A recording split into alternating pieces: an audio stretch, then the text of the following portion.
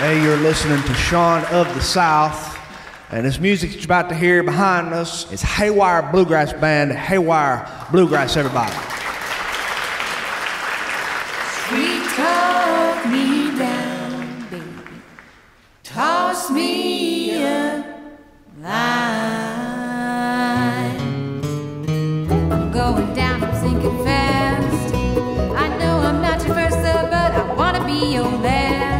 I'm gonna jump, don't let me go. Your love is gonna save me if you'll just tell me so. Sweet talk me down, down from the ledge, fixing to fall right on the edge. There's no use living, your love ain't mine. Sweet talk me down, toss me a line.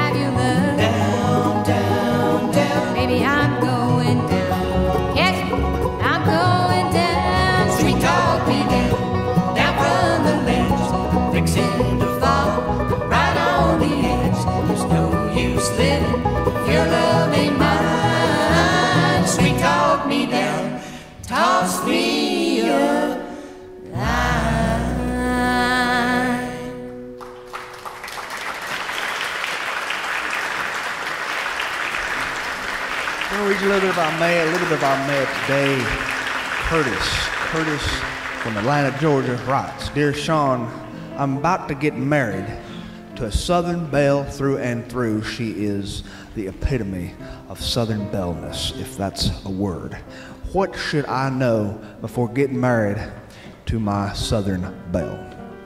Dear Curtis, thank you very much for writing me. You have done the right thing writing to me, because I know absolutely nothing about this. But in the interest of brotherhood, I have compiled a short list for you to take note of. My wife, Jamie, and I have spent several years together, and I have been training under her tutelage for a long time. I'd like to share some tips. Number one. Even if your Southern wife appreciates you trying, you should know you are far too simple-minded to wash the dishes correctly. In fact, you shouldn't even make an ice cube without the recipe, because you are incompetent. Loading residential dishwashers is only to be done by card-carrying members of the Junior League or the Civic League, or their mothers. Number two, do your wife a favor and familiarize yourself with the federal laws of Southern female fashion. There are many to remember, but they aren't all that difficult to remember. Here's one. I was taught this by my wife.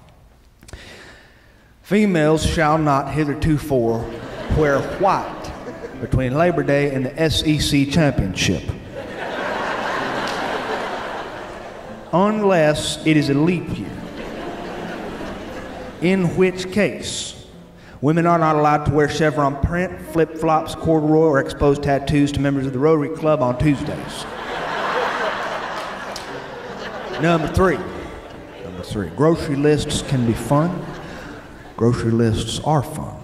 But lists written by your Southern wife will contain cryptic shorthand notes only intelligible to certain members of the Navajo and Ojibwe tribes. Furthermore, you are a terrible supermarket shopper, and all that cheap toilet paper you bought, why, your wife couldn't sand a boat with that stuff. In your life being married, you will never make a successful, 100% successful grocery store run. Number 4, at night it is permitted for a Southern woman's bedside lamp to remain on while she catches up on Russian literature, or Gone with the Wind, or any other book containing more than 900 pages. This light will remain on for hours on end, and yes, it might seem as though you're falling asleep with aircraft landing lights shined at your wispy thin eyelids. But take heart, this is just part of marriage. You can always try cussing.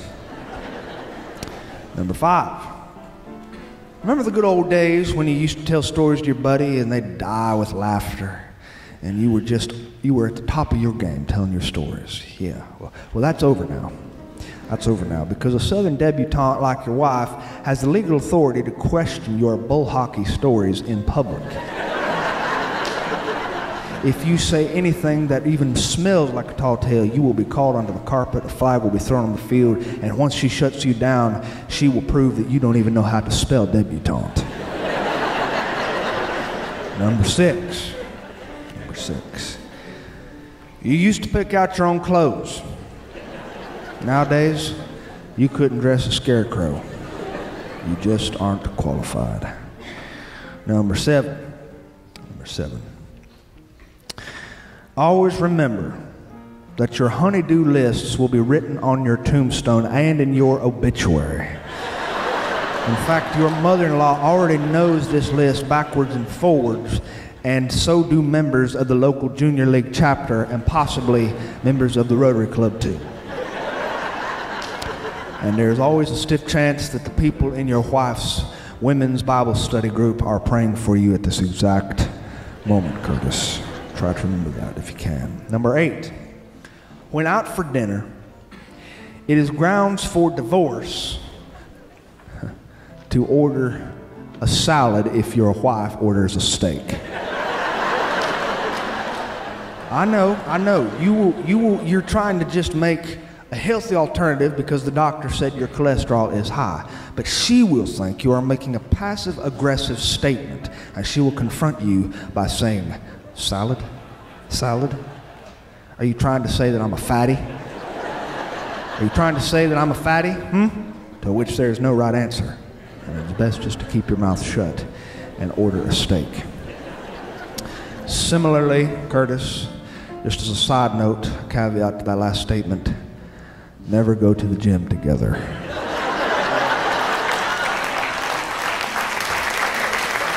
Number 9. If you should ever eat peanut butter with a spoon, please wash it off. Number 10. When your Southern wife asks, "Do I look fat?" you're on dangerous, dangerous ground, Curtis. Any response, including involuntary twitches of your trick eyelid, any response will be your last. So try this. Tuck a $5 bill into her pocket and tell her that she looks so beautiful that you have the stunning desire to wash all the dishes in your house. Just remember, revert back to rule number 1. It is impossible to wash the dishes to her standards of cleaning. And that is letters from our listeners. You're going to have another tune here from Haywire Bluegrass.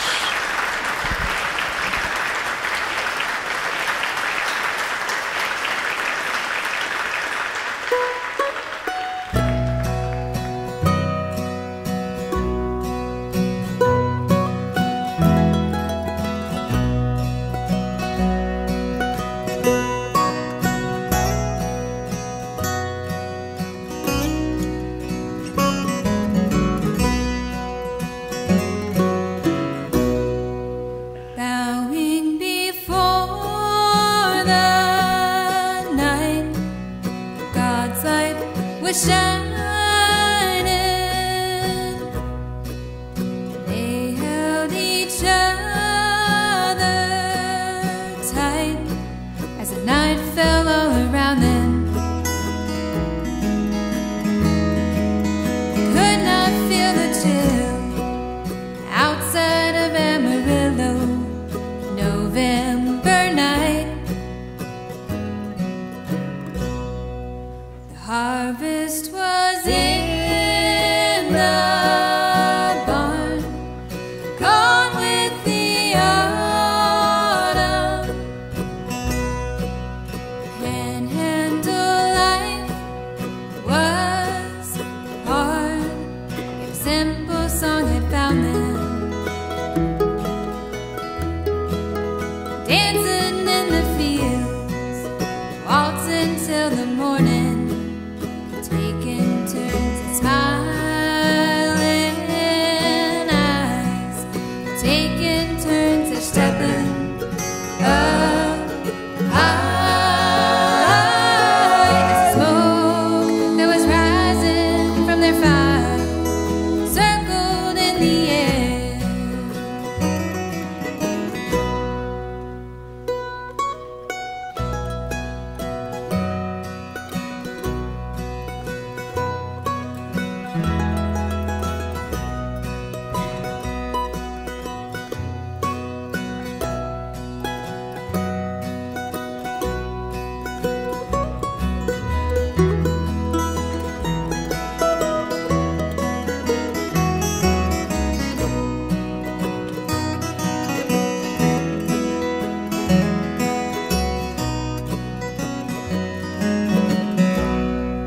Straight from the artist's brush, the colors were dancing, heels kicking at the dust to a song no one was playing. Still they kept the time as the lights of Amarillo started to shine. The music was in their hearts, the tremolo rising, and they each heard their parts as a guitar and a mandolin, waltzing through the fields, cowboy and his maiden, taking turns and naming stars. Somehow they didn't see so far. As the smoke that was rising from their fire circled in the air, circled in the air, circled in the air, circled in the air.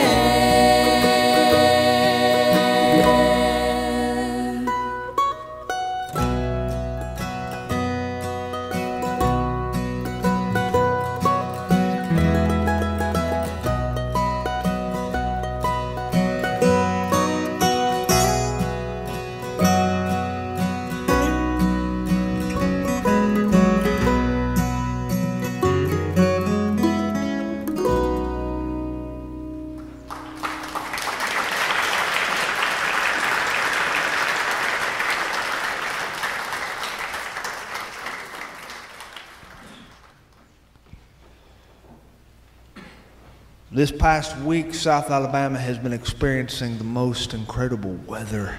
It's the kind of weather that would throw you back into childhood and make you believe in all things good and holy once again. The sun shines straight downward on the world, hot and languid and hits the magnolia trees, and the waxy leaves reflect the sunlight right back at you when they move in the wind, and it's almost like someone has dipped them in chrome so that they reflect every piece of light that ever touches them. You can drive along the Alabama highways and you can look to your right and your left, I'm talking the rural parts, and you can see fields covered in yellow. You can be driving along these old highways, uneven roads, and you can look to your right and left, and it is pure Amarillo, stretching all the way to the end of Christopher Columbus's known world. It is a marvelous sight to the south in the summer, especially as summer is approaching its end and children are going back to school and parents are remembering what it means to be an individual again. It's a wonderful time to stop and find the old men who were foolish enough to be boiling peanuts on the side of the road. They do this even though it is unwise, because you'll notice as soon as you step out of your car during this weather, you step out of your car to look at one of these fields covered in yellow, and you are consumed instantly by heat stroke. You'll fall down on the ground and you'd be dead. You are just dead. And then if you stay on the ground long enough, the sun will dehydrate the moisture from your body and you will look like a piece of Peruvian granite. This is just the way it goes during this weather. It is hot. And if you are walking anywhere and your pants are not saturated in the back, just behind your hind parts in the seat of your pants, and it doesn't look like you have a stack of pancakes inside your pants, and you're not sweating to death, you are in another part of the world that is drier. You are probably out west somewhere. I was driving toward a wedding in South Alabama. It was about 40 miles north of the state line. I'm driving along on these roads that I love, and I'm looking around at the yellow, and I'm listening to music, and I hadn't seen my friend who's getting married in a long time. I hadn't seen him in a long time. But he's a good man, and we used to be friends. I can recall one time walking into a hardware store. We worked together on a construction job site, and I walked into the hardware store with him, and it was cold. It was cold here.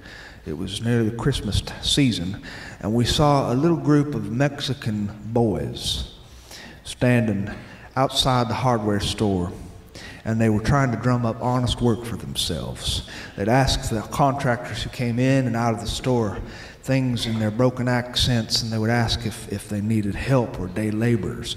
And some of the contractors give these guys terrible, terrible looks. But not my friend.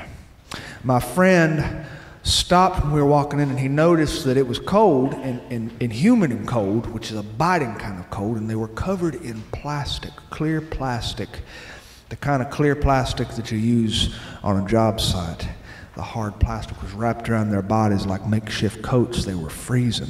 They were wearing T-shirts, and their jeans had holes in them, and they were wearing flip-flop sandals. These were boys who were not well adorned to be working in the construction field. And my friend reached into his wallet, and he gave them every dollar he had. A good man. I've lost touch with him over the years, but I went to go see him to get married because I got that invitation in the mail, and I knew that it was something that I'd like to see. He had his heart broken a long time ago when his wife left him with his 3 kids, and I just wanted to be there. I drove along, and I finally hit this little white chapel on the side of the road.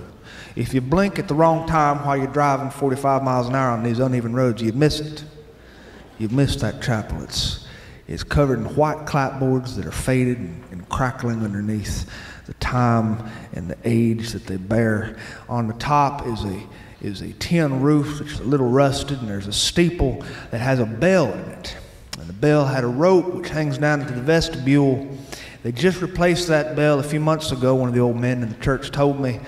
He said they had to hide the rope because in strange parts during the service, you would all of a sudden hear the bell start ringing, and a deacon would stand up in the church service, and he'd run out to the vestibule, and he'd see a little kid pulling on that bell, and it would just be dinging and a donging right in the middle of the church. So they hid the rope, they wrap it up, and they place it underneath one of the ceiling tiles so that when it's time to ring it, one of the old men gets out the stepladder and he climbs up and he removes the ceiling tile, he pulls the rope, and the bell makes a glorious sound. I pulled up into this church. The cars were surrounding this little building out in the middle of nowhere. It was bumper to bumper, headlight to headlight, tire to tire. And I stepped out, and I was wearing a pair of khakis, a pair of penny loafers, and I tuck a penny into my penny loafers because my father showed me to do this a long time ago, right in that little center divot in the tongue. I tucked that penny into penny loafers, and I walked across that church lawn, and I saw several faces that I recognized. I had a tie in my pocket that I couldn't quite figure out if I was going to put it on or not. It was given to me by my cousin. It's called the hula girl tie. It's a big red tie with a picture of a hula girl on it, and among the right crowd, this tie is a real crowd pleaser. I walked into this place, and I figured I didn't need to put this tie on. I had another tie in my pocket, a green and white striped tie. I was going to wear that hula girl tie as a joke to my friend, but I decided today was probably not the day. Probably not the day for a good crowd-pleasing hula girl tie. I was placing that tie on while I walked in to that church, and as soon as I got up the little steps, I was given a little program. And the usher greeted me. He was an old man with white hair. And I walked into the little lobby gathering area, and every single person in that chapel was talking about how beautiful the chapel looked. And it did look beautiful. There were white flowers everywhere. White flowers on all the pews, and draped pieces of linen and sheer linen hanging from the pews. And the altar of God was covered in some floral arrangements that looked just sweet enough to take your breath away. And the whole chapel smelled fragrant, like the smells of summer, the smells of florid things that you find growing out in the woods, and leaves, the smell of summer sap. It was intoxicating. And this church was packed with people, the kind of people I come from. Good, solid people. People who know that when you are talking about a sandwich with a tomato and a slice of white bread covered with an inch worth of Duke's mayonnaise covered with another slice of white bread, they know that this is a holy meal. These are my people. These are the people I come from. I sat in this chapel with them, and there was a wonderful sound of a piano playing. The bride's relatives were sitting in front of me. An older man and an older woman. She had white frilly hair. He had kind of a balding head. I got to talking to them, and they were real proud of the bride. Real proud of the bride. She was a smart girl. She'd skipped the 6th grade. She was so smart and went straight into 7th grade. And then when she got to college, she had graduated college earlier than all her classmates because her class loads had been more strict and more strenuous than other college students. They were very proud of her, very proud of her. And the woman said, "Don't my husband look good? He got this suit at the thrift store a few weeks ago. It's the only suit he's ever owned in his life." And he looked at me and he smiled. He smiled. He was a country man. I can tell it by the way his hands look. My father always taught me to look at people's hands. He said you can tell a lot about a man by looking at his hands. This man's hands were muscular and very well developed. The veins were like coiled snakes beneath his old skin, and his skin was tanned, and it was weathered like wood that had been left out in the weather too long. She said, "Ain't he handsome?" I don't know that I'd use the word handsome, but he certainly was. He certainly was perfect to me. The music was good. The music was real good. There was a young girl with blonde, curly hair. She must have been about 13, 14 years old, sitting behind an upright piano right up in the front of the piano, and she was playing Canon in D. She was playing Ave Maria. She was playing A Mighty Fortress Is Our God, Come Thou Fount of Every Blessing. And when she finally sang, she sang to a small microphone, and she sang, Be thou my vision, O Lord of my heart. Not be all else to me, save that thou art. Oh, it was beautiful, but when she got to the second verse, she messed up the words. So she had to start all the way over from the first part again. And we loved it. We clapped for her. People don't normally clap during weddings, but we do. We clapped for her because we got to hear this wonderful song twice instead of just once. And her angelic voice, we got to hear it twice in a row instead of just once.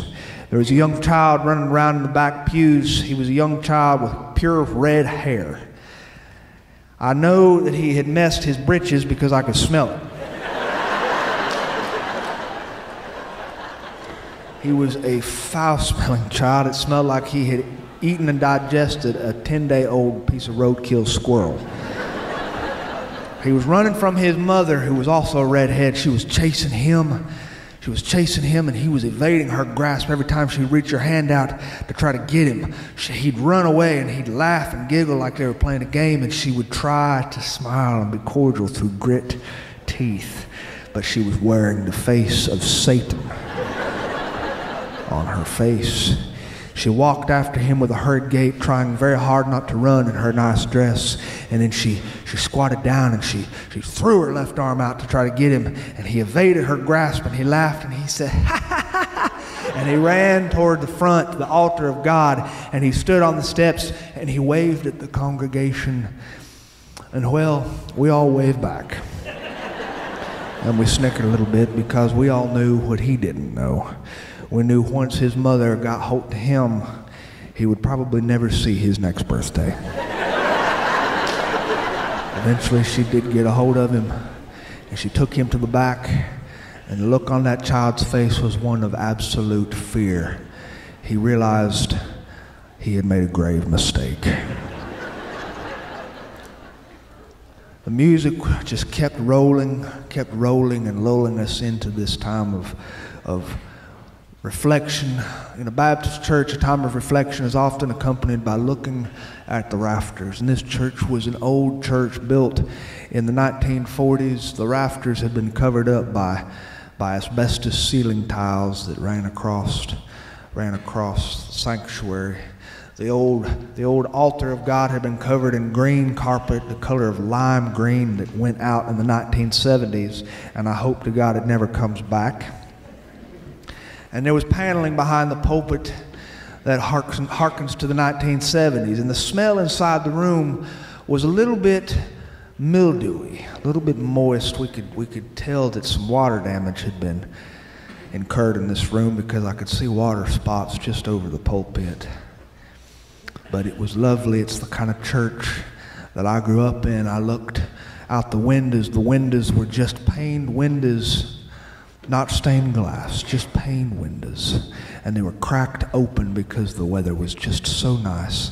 And the window unit AC could only cool that place off so much once you had that many bodies in the room at a time. It's a church with not many members. There are a lot of people there from out of town. A lot of people there from out of town. We can spot an out-of-towner. And me and the groom's aunt and uncle were kind of pointing around the congregation. We saw that couple. We could tell they were from around the Nashville area. People from Nashville dress a certain way.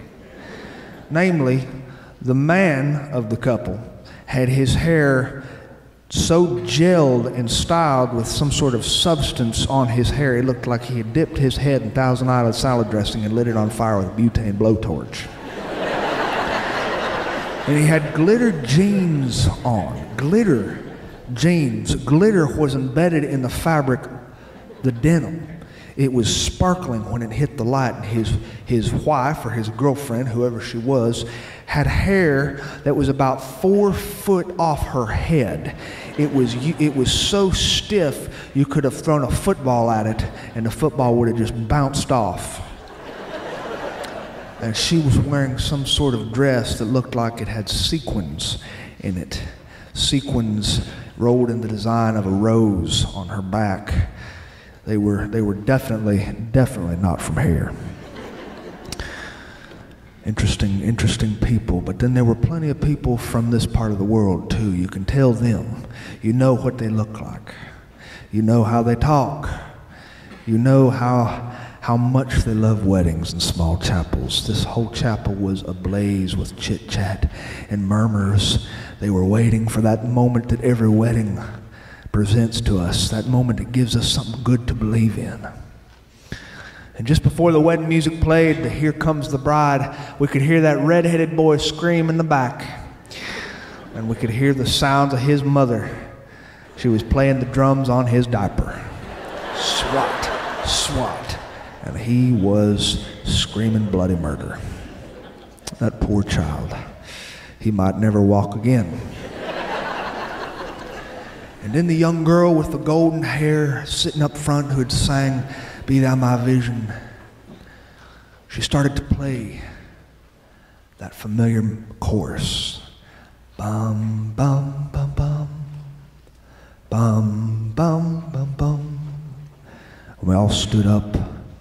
Men buttoned their jackets, and they placed their hands in their laps, standing at attention, all looking toward the back for her to walk in. And she did. She was lovely. Oh, she was lovely.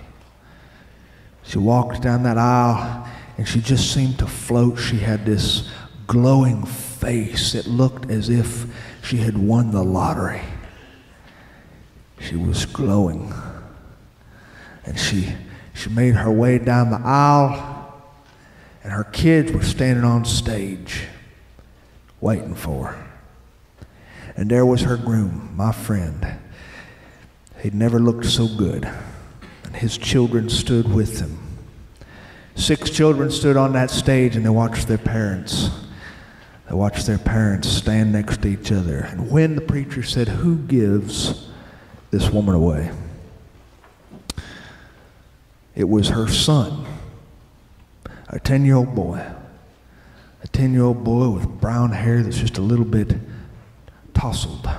And he had a strong face. His jaw was held tight, and he shook the groom's hand. "I do," he told the preacher. "I give my mother away." Well, we thought we were doing all right. We in the audience, we've been to enough weddings to know that it's important to hold your tears in. After the children recited their vows to each other, there would be step siblings. After they recited their vows to each other, there was not a dry eye in the entire chapel. The eldest daughter of the bride said, "We will love you like our own blood, and we will fight hard for you, not against you and not with you. We will fight for you." And you could hear a chorus of sniffles in that audience. In fact, the bride's aunt turned around. She was sitting in the pew ahead of me, and she handed me a handkerchief. And then the bride read vows to her stepchildren, her future stepchildren. She said, "I will be your mother if you will let me.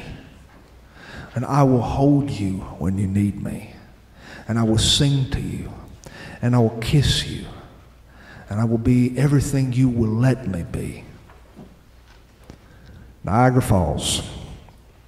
Niagara Falls. After the vows were over, I watched 2 broken people who had had 2 failed relationships stand on an altar before a preacher and say vows our parents have been saying ever since America became a nation. For richer, for poor, for better, for worse, till death do us part.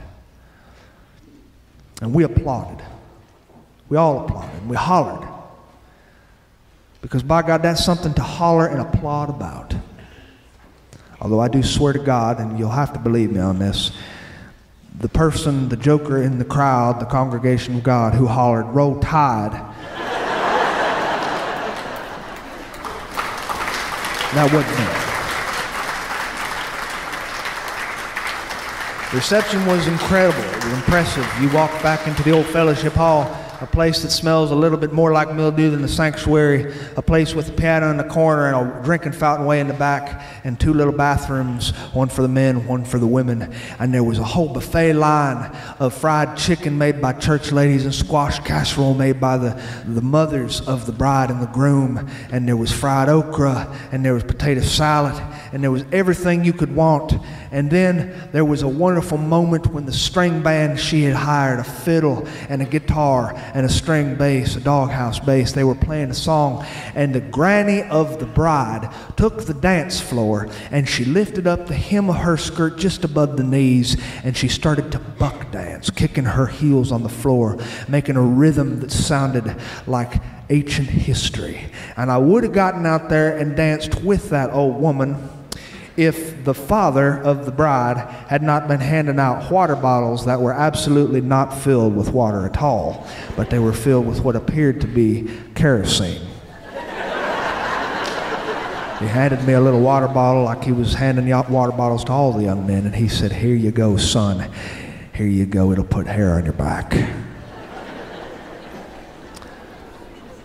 And after the celebration was over, I felt sorry that all I had brought them was a stainless steel salad bowl that she had registered for at Target. And I decided I just wanted to at least shake their hand. I went up and I found my friend. He was grinning, big grin. I shook his hand and we hugged, and I could feel just how human he was beneath my arms. When you hug a person, you're feeling their rib cage, and their rib cage houses all their vital organs, and that is everything that keeps them going, and you can feel it underneath your arms. You can feel the frailty of a human body. A rib cage really isn't that strong, and bones really aren't that unbreakable, and life beats you up, and somehow you just have to keep waking up every morning and living. And I said, "Congratulations," because anything else would have been absolutely too much to say. And his eyes were just glowing, a little bit pink on the edges, as if he'd been crying. He said, "Thank you. Thank you." And then I went and I congratulated the bride. I gave her a hug. She's radiant. She's radiant, beautiful. She smelled beautiful. Her hair was perfect. The dress was simple, a simple dress, but a beautiful one. She said, "Thank you for coming today. I don't know you, but maybe one day I'll get to know you a little better." And I walked away, and I wish I would have said something to that bride that I didn't say. I wish I would have said, "Thank you. Thank you for giving me something to believe in. Thank you for walking down that aisle and giving me something good to believe in for once," because that's what I see when I see a bride join herself to a man in holy matrimony. So, Aaron and Todd, may you live a long, long, long life together. May you never let the sun go down on your anger. May you always wake up next to each other and be glad about it. May you see each other approach old age with smiles on your faces and bitterness miles and miles away from you. That's what I pray for you. Thank you for giving me something good to believe in. And I will continue to wish the best for you. But more importantly, I pray for that little red-headed child, because his mother is about to wear his little hind parts out. And that's all for me. Thanks for having me tonight. It's been a good pleasure. Thank you very much.